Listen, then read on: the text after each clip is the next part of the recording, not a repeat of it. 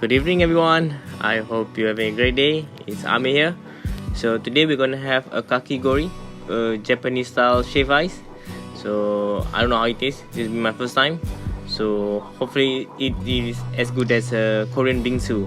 So let's try. This thing gonna beep when it's ready.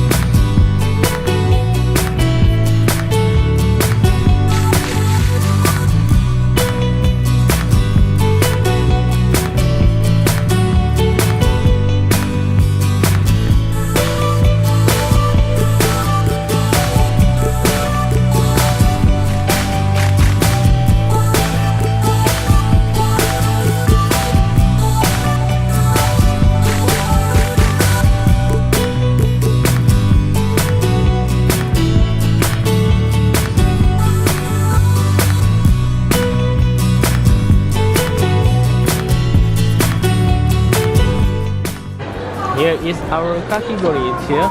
So we ordered the tiramisu and some crispy rice, chocolate ball up here, some cream.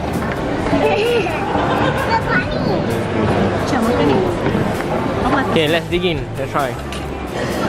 Let's try what this is. Wow, it's a coffee. Oh, it's a coffee. Wow, that's very strong coffee. And let's try this cream. This cream, it has a coffee taste with it. Wow, this is a very strong coffee dessert.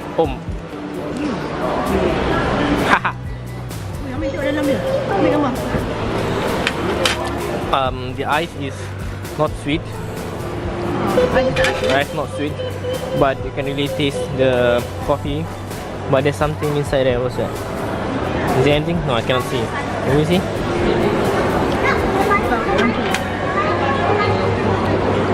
Oh, I think this is like, I don't know, maybe coffee again.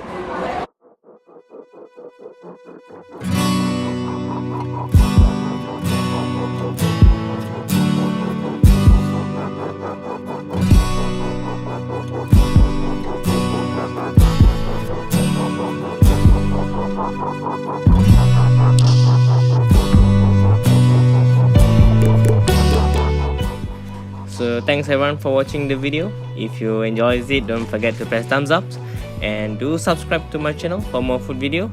So I hope you have a great day. So I'll see you guys on the next video. Thanks for watching. Bye bye.